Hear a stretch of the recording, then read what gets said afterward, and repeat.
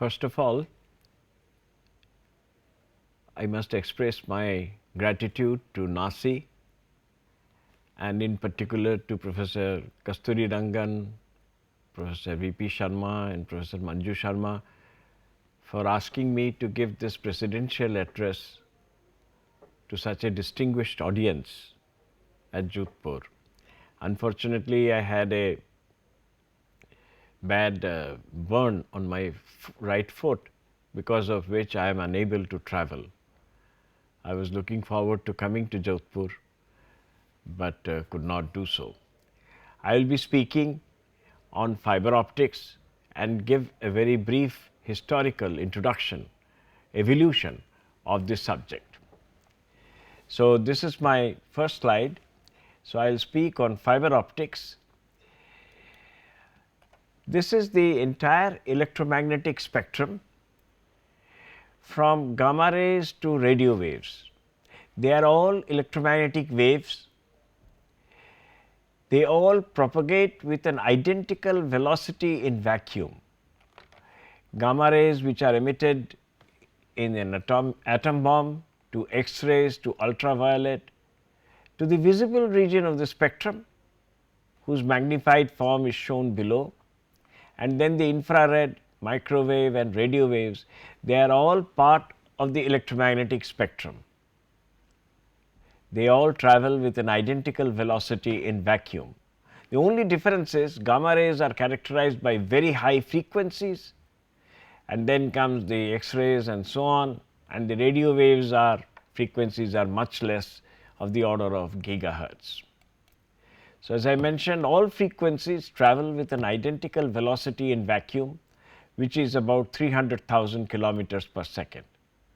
The exact value is so much.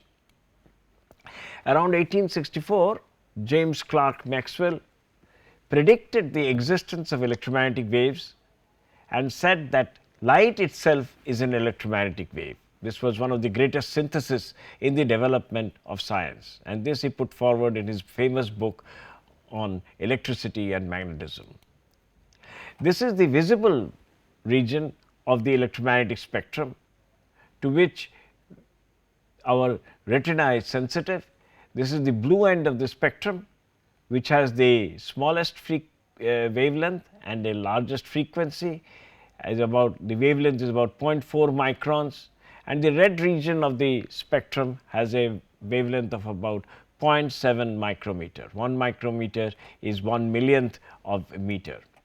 The corresponding frequency are 600 terahertz, and for this the yellow region of the spectrum, it is about 500 terahertz. 1 terahertz is 10 to the power of 12 hertz.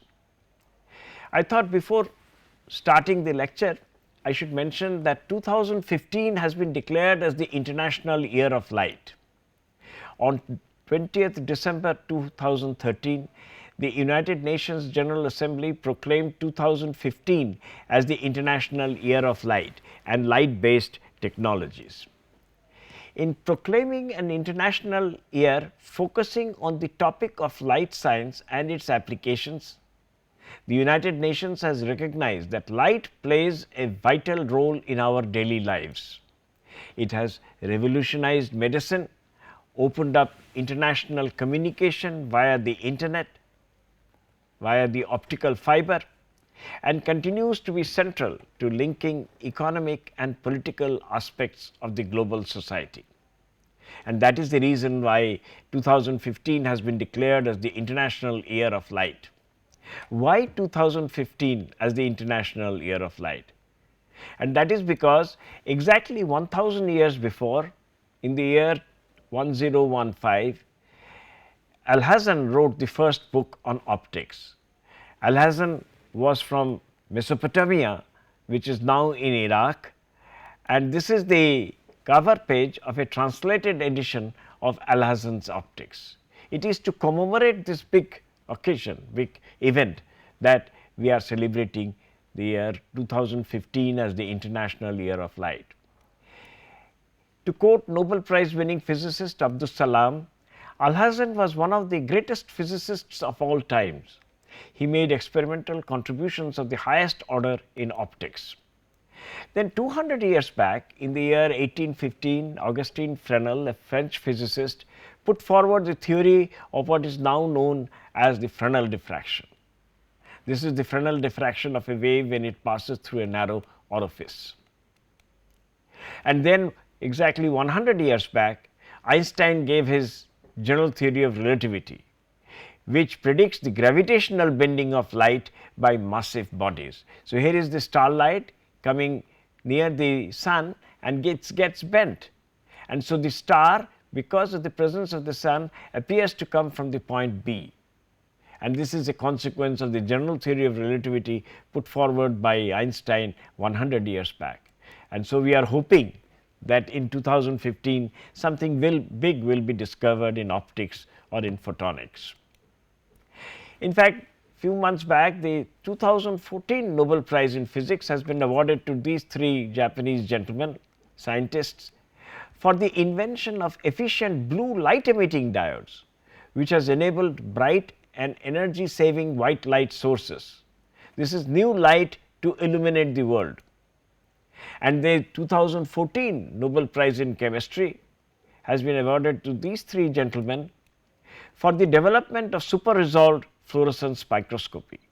So, as you can see, both the Nobel Prize in Physics as well as in Chemistry has been in the general area of optics and photonics, and therefore, we expect that the future will be full of light. We now start with the main theme of today's talk, namely fiber optics. Dr. Charles Kao received half of the 2009 Nobel Prize in Physics for groundbreaking achievements concerning the transmission of light in fibers for optical communication. That someone will achieve Nobel Prize in Physics for his contribution to fiber optics, we never thought will happen, but this was a great recognition of a great piece of work by Charles Kao. The chair of the Nobel Committee said Charles Kao's discovery made in 1966 led to a breakthrough in fiber optics and revolutionized the way in which information can be transmitted globally. Today, we can talk to United States for 1 paisa a second through my cell phone, and that is because of the fiber optics revolution, because the voice channel is communicated through the optical fiber below the Atlantic and reaches USA. And this revolution has occurred because of fiber optics. The Nobel Foundation press release on October 6, 2009 said, if we were to unravel all of the glass fibers that wind around the globe, we would get a single thread over 1 billion kilometers long, which is enough to encircle the globe more than 25,000 times and is increasing by thousands of kilometers every year. So, we will first discuss the light guidance through the optical fiber. The refractive index of a medium like glass or air is defined as the velocity. C represents the velocity of light in vacuum, which is about 300,000 kilometers per second, and V is the velocity of light in the medium. So, glass has a refractive index of about 1.5, air has a refractive index of 1.0. When a ray of light comes from air to glass, it bends towards the normal, and when it comes out of the glass to air, it bends away from the normal. As this is the experiment which demonstrates this bending of light due to refraction. So, you see, you can do this experiment very simply at home. You dip a pencil, immerse it in water, and the end of the pencil which is immersed in water, the rays coming from there will get refracted and appear to come from here. So, the pencil will appear to be slightly bent, and this is in fact the experiment which I just now mentioned. A pencil partially immersed in water appears to be slightly bent when it is immersed in water. So, if the angle of incidence is increased, then an angle comes when the angle of refraction is 90 degrees, and if the angle of incidence is greater than this critical angle, then the beam undergoes total internal reflection. 100% of the light energy gets reflected, This phenomenon is known as total internal reflection, and it can be demonstrated by a very simple experiment. Here you have a laser light which falls on a beaker filled with water, and the light from the undergoes total internal reflection at the water air surface. You can do this experiment at home. Although the phenomenon of total internal reflection has been known for hundreds of years, it was Daniel Colladon, professor at the University of Geneva, who used the total internal reflection to guide the light beam. Here he took a bucket of water, and the water emanated from the bucket, and the light beam gets trapped because of the phenomenon of total internal reflection. So, this is the optical fiber. The cladding is a cylindrical structure. The central portion is known as the core, and the surrounding medium is known as cladding. The cladding is usually pure silica and has a refractive index of about 1.46, and the core is silica doped with a little amount of germanium, which results in a slight increase in the refractive index, and the light guidance takes place through the phenomenon of total internal reflection at the interface of the core and the cladding. If you have an ordinary glass rod in air, then if there are other glass rods nearby, then this is a bare fiber. Then coming in contact with other material, light may leak out. So, we may lose the light here. So, this necessitates this requires, if you have a cladding, then such loss can be avoided, since light can quickly leak away from the unclad fibers, and hence the necessity of cladding. In most articles, the credit for the concept of cladded fiber is given to Van Heel in Holland and to Hopkins and Kapani in the United Kingdom, and this was around 1954. In fact, Narendra Kapani wrote the first book on fiber optics. This was in fact before the advent of the laser. So, this is the transverse cross section of the optical fiber. You have a core which has a slightly higher refractive index, whose diameter is about 5 to 50 microns, and this is the cladding, and then there is a jacket. This cladding diameter is almost always 125 micrometers. Just to give you an idea of the dimensions of these fibers, the thickness of the human hair is about 70 microns to about 100 microns. So, this is how the light gets trapped inside the core of the fiber. It undergoes periodically total internal reflection, and the light coming out of the fiber is due to what is known as relay scattering. So, I will demonstrate a simple experiment on scattering to make you understand what scattering means. Here is a glass filled with distilled water, and this is water filled with having 1 or 2 drops of milk. So, you have a laser beam. You do not see the laser beam as it passes through this glass, but because of the presence of the milk colloids, the scattering occurs, and you can see from the top. This is a beautiful demonstration of the phenomenon of scattering. The relay scattering is inversely proportional to the 4th power of the wavelength. Thus, higher the wavelength, smaller will be the relay scattering. Since the blue region of the spectrum has a smaller wavelength, so this will undergo greater relay scattering than the red region of the spectrum, and it is because of this the setting sun appears red, because the blue component, as the rays of light from the sun traverses the atmosphere, the blue component gets scattered, undergoes relay scattering more than the red component, and so therefore, the setting sun looks red. And it is for the same reason that the sky looks blue, because the blue component of light gets predominantly relay scattered by the atmosphere. There are 3 areas in which the optical fiber plays an important role: fiber optics in image transfer, fiber optics in optical communications, and fiber optic devices. We will discuss them very briefly. In 1930, Heinrich Lamm, a medical student in Munich, first assembled a bundle of transparent fibers to transmit an image. So, you see you have an aligned fibers, this is known as a coherent bundle. If you have a bright spot here, you will have another bright spot here. If you have a dark spot here, you will have a dark spot here. So, using this is a thousands of optical fibers in a coherent bundle, and this is a close up photograph of that how the fibers are arranged. And a bundle of optical fibers which can contain 1000 or 10,000 optical fibers aligned properly is known as a fiber optic endoscope, and I am sure all of you have known that it can be put inside the human body either through the throat or through the anus, and one can see the inside of the human body without opening up the stomach. In the figure below, we have shown a stomach ulcer seen by a fiber optic endoscope. In fact, fiber optic bundles have revolutionized in which medical diagnosis and even medical treatment can be done. So, here is a fiber optic endoscope which can detect a hair band swallowed by a patient, and this is not a photograph, this is a diagram in which the light coming from the optical fiber can be used to kill cancerous cell.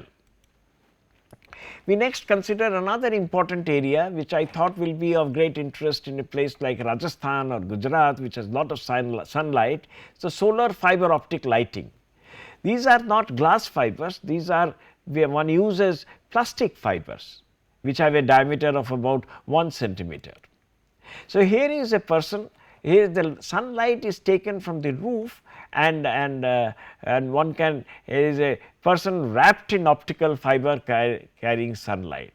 So, if you are in a room, then you can illuminate it with the sunlight from the by using the optical fiber, and this is the basic principle. You receive the light and you allow the optical fibers to reach various rooms in the building.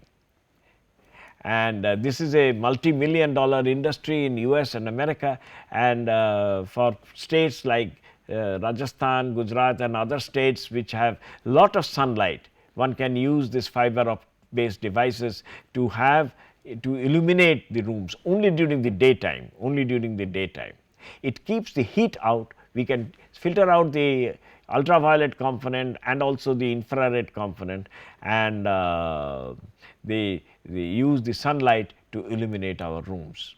And here is an actual demonstration of the illumination of the room using a fiber optic bundle.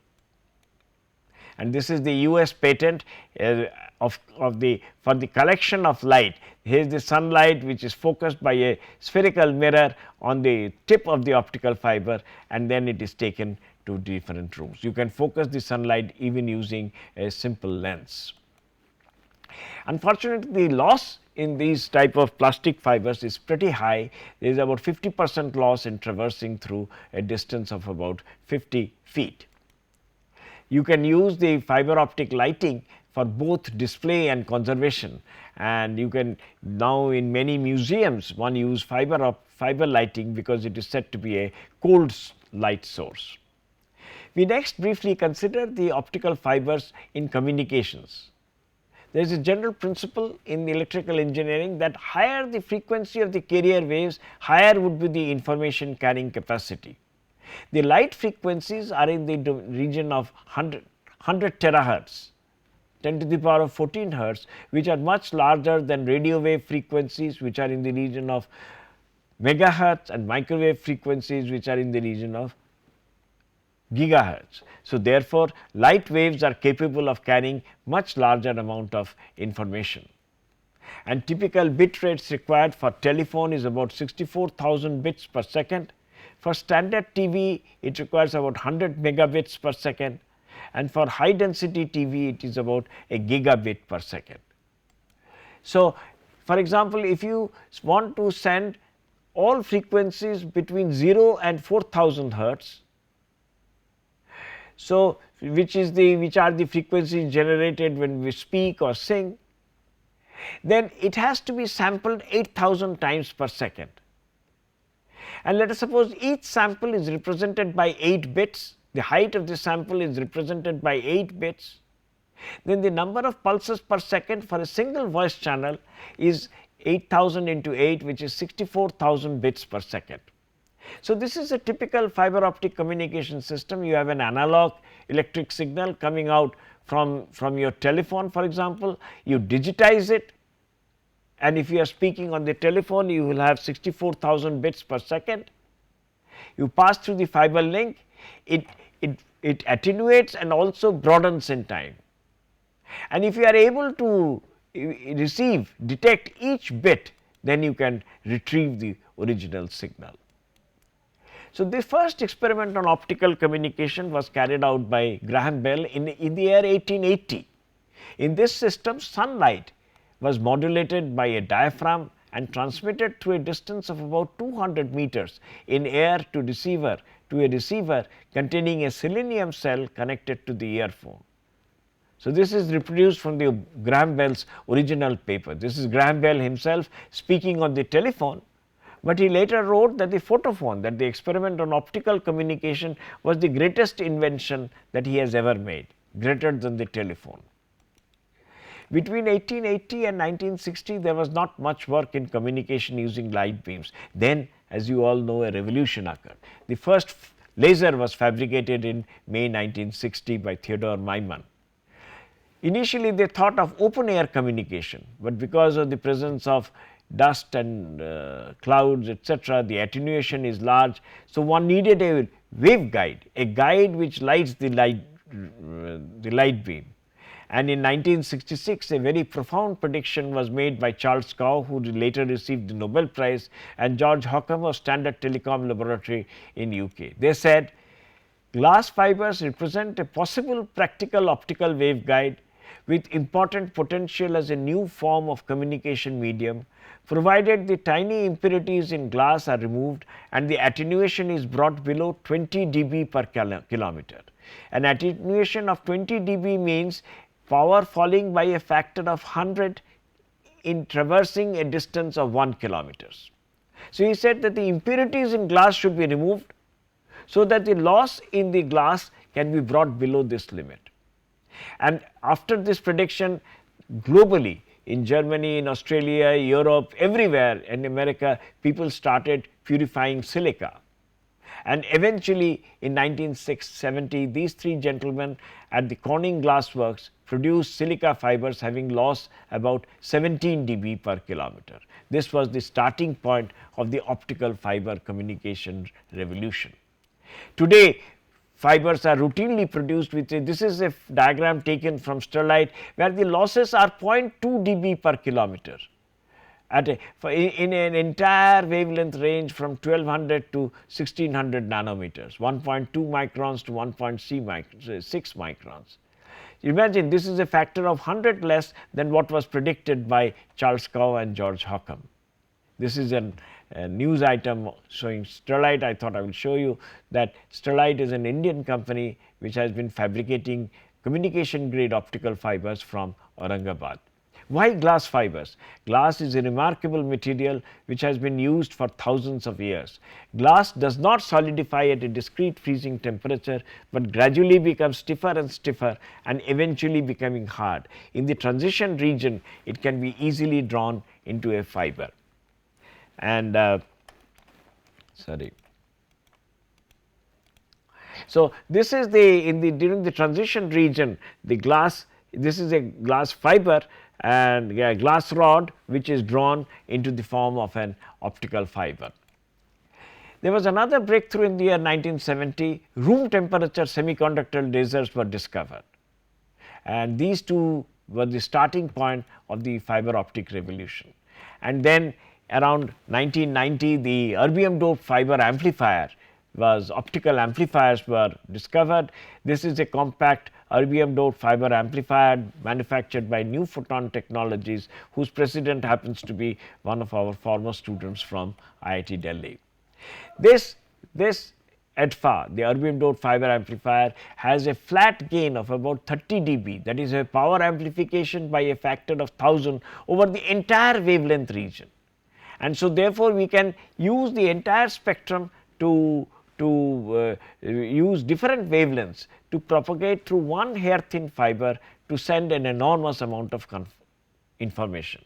And this is the typical fiber optic system. You have different wavelengths multiplexed into a single hair thin fiber, periodically amplified, propagated through the fiber and amplified by these erbium doped fiber amplifier, and the dispersion is compensated by what is known as the dispersion compensator, and the amplifier, the repeaters are about every 80 kilometers or so, and then there is a compensator, and then at the output end each wavelength can be demultiplexed and taken out of the system. The ETFA was invented in 1987 by David Payne and his collaborators and Emmanuel Desevier and his collaborators at AT&T Bell Lab. The ETFA brought about a revolution in fiber optic communication system, and it is because of this the cost of the transport has fallen approximately by 35% every year. Today telephone calls have become cheaper because of the advent of erbium doped fiber amplifier. In 2001, Alcatel, the French company, propagated simultaneously 256 wavelength channels through one hair thin optical fiber, sending 10.2 terabits per second of information. 10.2 terabits per second of information implies 2.5 billion telephone channels through one hair thin optical fiber. This is one of the great technological revolutions of the previous century. Now optical fibers are under the ocean, are on the ocean bed and crisscrossing from one continent to the other. There is more than 1 million kilometer of cable which was there in 2008. I am sure by now it must be much more than that. This is how a fiber optic cable is being laid, which has periodically a repeater, that is an amplifier and a dispersion compensator, things like, and connecting from, let us suppose, United States to Europe. Even in India, all major cities are now connected through fiber optic links. I will discuss one device, a fiber Bragg grating, in which this is the core of the fiber. The core dimension is about 10 microns, and on that you have a periodic refractive index variation, that is known as a fiber Bragg grating. The characteristic of the fiber Bragg grating is that if you have a white light incident, all wavelengths incident, then the reflected light is almost monochromatic. This phenomenon is known as Bragg reflection, and so white light comes in, the reflected light may be red in color or blue in color or something like that. So this fabrication of this grating is due to Kenneth Hill, who in 1978 discovered the photosensitivity of the germanium doped core optical fibers. This is a fiber Bragg grating facility at CGCRI, Kolkata. And this is a typical distributed sensor, that you have fibers of different periodicity written on different portion of the same optical fiber. So this portion of the optical fiber reflects lambda 1, this portion lambda 2, and this portion lambda 3. And let us suppose this portion of the fiber, there is a strain or a temperature change occurs, because of which the periodicity in the grating changes. Then the peak reflectivity, the wavelength at which the peak reflectivity slightly shifts, and you can therefore measure stresses and strains in civil structures. In fact, today all modern bridges that are constructed in Europe and America, they have inside it fiber gratings, and the health of the bridge is monitored hundreds of kilometers away. In fact, there was a very tragic incident occurring on the Mississippi River Bridge in Minnesota in 2007, and I will show you that the bridge, the actual video, the collapse of the bridge, and if fiber sensors were there, it could have avoided this mishap by real time monitoring of the health of the structure. This is the collapse of the bridge that happened because the health of the bridge was poor. I will conclude this lecture by mentioning one more aspect very beautiful aspect of fiber optics. The fiber beam, the optical beam remains confined within a very small area for hundreds of kilometers. The area of the beam is about 50 micron square, and because of that the intensity is extremely large, and because of that large intensities, very beautiful nonlinear effects take place. The refractive index changes because of the intensity. The change in the refractive index takes place only at high intensities, and because these high intensities remain for large periods, large lengths. So, therefore, one can see beautiful nonlinear effects in optical fibers.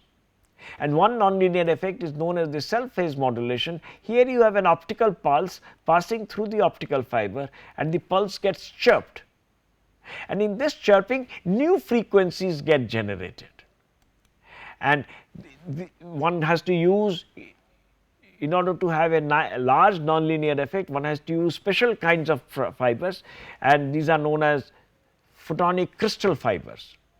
So, you have air holes, and this is at the center there is a center glass rod, and this is a photonic crystal fiber drawn at CGCRI Calcutta.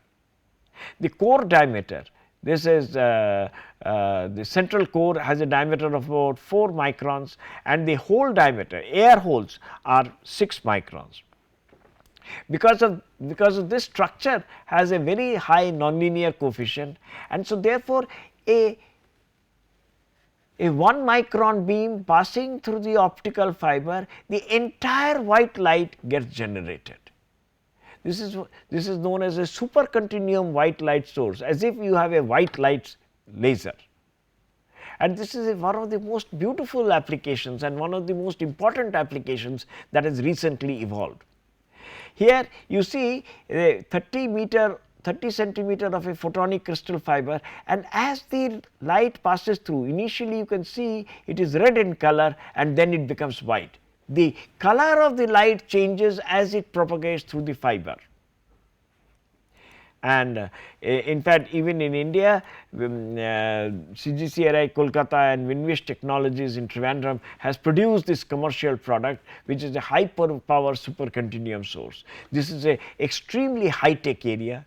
So, what I wanted to tell you in the course of this lecture is, the fiber optics has tremendous application, is a very beautiful field, and there is a lot of work going on in India, but much more work needs to be carried out, mainly experimental work needs to be carried out in India. So, and there are many publications that have emerged from India, including our own book on fiber optics, and then there is a book on solitons by Porcian and Kuriakos, and then guided wave optics by Dr. Bhadra, and then there is a software that we have recently developed for simulation studies in optical fiber, and finally this is my optics book which I have tried to give a portion to. So, that is my talk. Thank you so much for your attention.